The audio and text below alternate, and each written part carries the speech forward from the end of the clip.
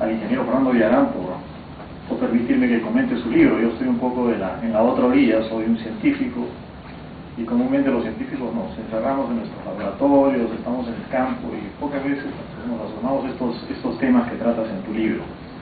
Bueno, quisiera darle la bienvenida también y saludar a la señora rectora de nuestra universidad, la doctora Javier León Velarde, que nos está acompañando, y a la doctora Patricia Herrera, decana de la Facultad de Ciencias, y a todos los distinguidos invitados en esta ocasión.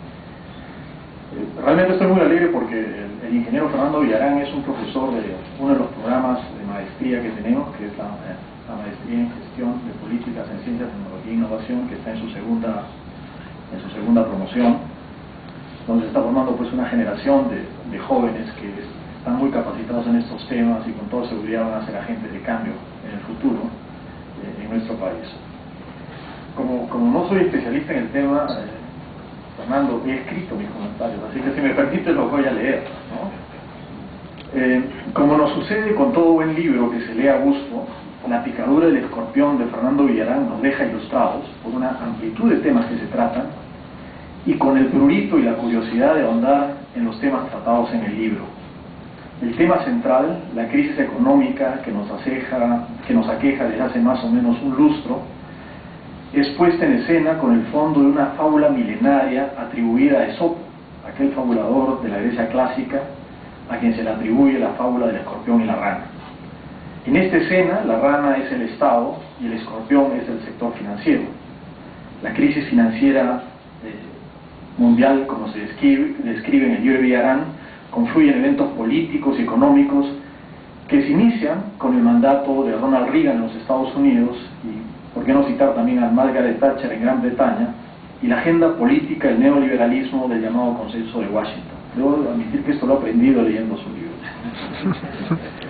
Y lo que conlleva, lo que es bien interesante en el hilo conductor del libro, esto conduce a esta crisis financiera inicial, que es la burbuja del sector inmobiliario de los Estados Unidos, y con luego se convierte en esta megacrisis de economías de países desarrollados como los de Europa y otros países, y que somos testigos actualmente por los noticieros. Los primeros capítulos del libro, que en realidad son 4 capítulos del libro, los 2 primeros capítulos describen las causas de la crisis como una tragedia clásica, y es por eso que es muy agradable leerlo. Y que Villarán acertadamente remata en el capítulo primero, y cito textualmente lo que él ha escrito: al igual que las tragedias griegas, los protagonistas marcharon mansamente a su destino. Es decir, los grandes capitanes de la finanza de Wall Street sabían lo que se avecinaba, pero no pudieron hacer nada para evitarlo. Y bueno, y esto se debe a la generación de una serie de dispositivos financieros letales, de destrucción masiva, como se dice en el libro, que proliferaron y dejaron como resultado un desastre económico que aún seguimos padeciendo los países y las personas, todos en mayor o menor medida. Las grandes instituciones financieras como los bancos de inversión, que como bien se anota en el libro, crecieron y prosperaron en décadas recientes, acuden de rodillas al Estado para que con fondos del fisco, es decir, de todos los contribuyentes, se evite la quiebra, y en el entendido que la quiebra de estas instituciones conlleve aún más en el colapso de las economías de los países. Pero acá hay una paradoja, ¿no? Porque es precisamente estas instituciones financieras fuertes, de bancos de inversión, son muy críticas con el rol del Estado, ¿no? Entonces algunas abogaban por la minimización del Estado, pero en momentos de crisis, como lo anota Fernando en el libro, acuden prestamente a la ayuda, ¿no? Y ayuda que se les dio. En línea con la fábula, el escorpión está sobre la espalda de la rana, aún en medio del agua, que es la crisis, y que tienen que cruzar, ¿no? Y que aún no termina. Pero podemos decir que terminada la crisis, y a diferencia de la fábula donde la rana muere al llegar a la orilla, es muy probable con toda seguridad que el Estado y el sector financiero sobrevivirán. Pero es en esta época de crisis la oportunidad de llevar a cabo reformas profundas en el Estado y el sector financiero, como lo apunta en el libro, que hagan el mundo más equitativo y justo para bien de todos. Y acá entramos en el tema, en los 2 últimos capítulos, donde Fernando Villarán no pierde esa oportunidad y nos entrega sus propuestas en los 2 últimos capítulos de este libro, que en mi opinión modesta resaltan por la originalidad de la presentación sencilla y crítica histórica de los mayores economistas, desde Adam Smith, Marx, Keynes, Schumpeter, a las que se añaden las propuestas del propio Fernando, para avanzar más en este proceso histórico de hacer de las sociedades más justas, solidarias y libres. Hay un tema que en el tercer capítulo, que se denomina, que es un capítulo acerca de la neblina ideológica.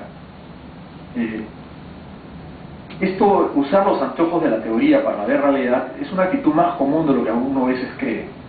Los científicos de las ciencias naturales decimos a menudo que lo que nos diferencia a los científicos sociales es la objetividad con que nos acercamos a la realidad. Desnudos nos acercamos a la realidad. Pero eso no es tan cierto. Y permítame poner un pequeño ejemplo muy reciente, y di una clase en la mañana sobre este tema, para exponer la clase de biología molecular a los estudiantes de biología y farmacia de la Universidad Cayetano Heredia. Y el ejemplo es muy simple, ¿no?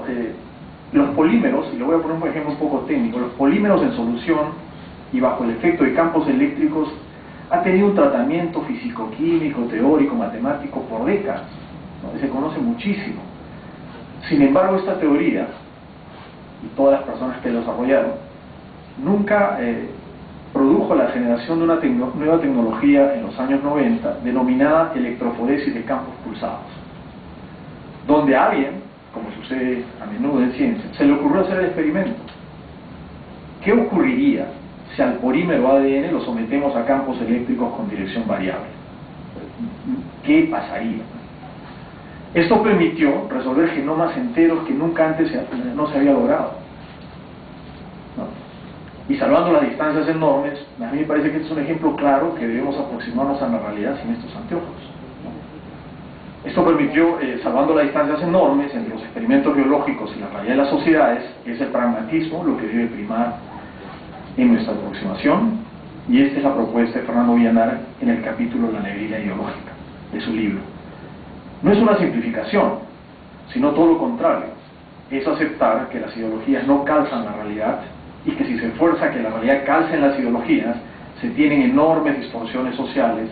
Ya conocemos como la Rusia soviética, la Alemania nacionalsocialista, y como creo que apuntas en esa dirección la crisis neoliberal de los últimos años. Y quizás agregar que las sociedades deben cambiar en aproximaciones sucesivas, es decir, en diferenciales de cambio, como lo propuso Isaiah Berlin en un libro prologado por un neoliberal Vargas Llosa. El último capítulo es una propuesta al cambio, y aquí Fernando Villarán propone una estrategia con 4 componentes que ya hemos mencionado: la innovación, el emprendedorismo como fenómeno social, las pequeñas y medianas empresas y la educación de calidad. La innovación es un tema muy alto, muy grande, ¿no? Pero cuando hablamos de innovación tecnológica, es el producto de actividades de investigación científica y desarrollo, ¿no? Uno puede innovar sin hacer ciencia, pero si hablamos de innovación tecnológica, la ciencia es un componente importante. Y aquí la impresión que tenemos es que el Estado ha abandonado la convicción de una política basada en el desarrollo de la innovación tecnológica, que obviamente nos hace más competitivos frente a nuevos retos y mercados. Y así lo muestra, ¿no?, Fernando Villarán con las cifras de los presupuestos que destina el Estado peruano a ciencia, tecnología, innovación y educación. Y sabemos que el Estado prioriza en su agenda la actividad extractiva, en una suerte política. Ahí veo también el concepto de política de chorreo, que tanto se menciona en los capítulos de los países desarrollados con crisis financieras.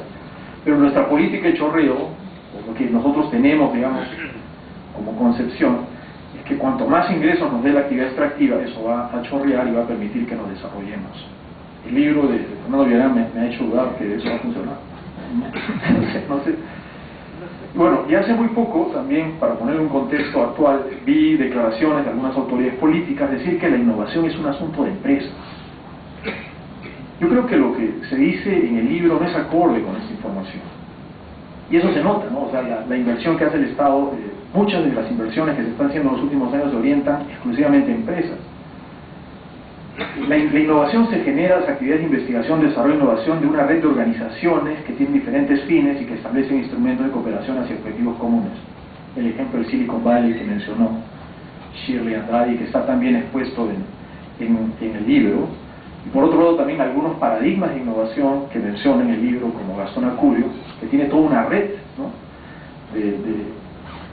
de empresas, pequeñas empresas, individuos que trabajan en el tema de gastronomía, ¿no?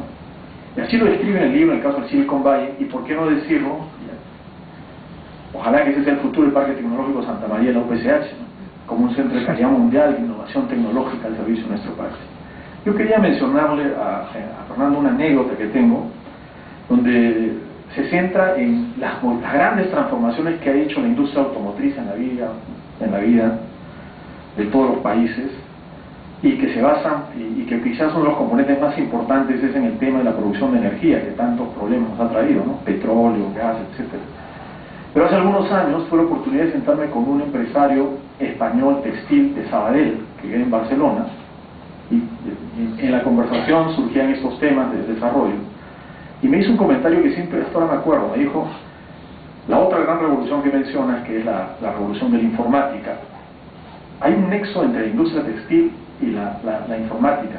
Y este empresario me dijo: ¿por qué? Porque las primeras máquinas textiles tenían que ser programadas, y para programarse era, se pone el nudo o no se pone el nudo, o sea, utilizan un sistema binario.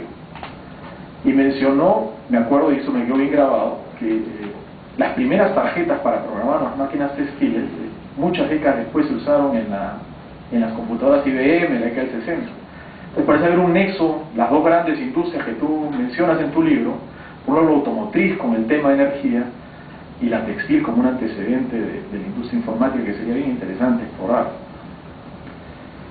Un asunto que quiero apuntar y que me parece muy importante en la presentación de tu libro, Fernando, es que están tus estudiantes del programa de Ciencia, Tecnología e Innovación. Y estos programas de posgrado hermanos de la Pontificia Universidad Católica del Perú y de la Universidad Peruana Cayetano Heredia, que han sido posibles por el apoyo del FinCit, acompañan este manifiesto lúcido por el desarrollo nacional que propones. Como lo mencioné al principio, se está formando una generación de gestores de políticas de ciencia, tecnología e innovación, quien a través de sus experiencias y motivación hacia innovación nos permite ser también a nosotros, que estamos en estos transitoriamente en cargos directivos, una reflexión sobre la importancia que tiene la masa crítica de personas bien formadas en estos campos, más aún en países como el nuestro, donde este campo hay mucho por emprender a hacer. Quiero finalizar que leí el libro de Fernando con mucho gusto, ¿no?, y aparte de sus logros literarios, porque me parece que tiene giros en su historia que le hacen muy agradable leerlo. Creo que se va a convertir en un libro de consulta imprescindible para generar la agenda de desarrollo de nuestro país. Muchas gracias.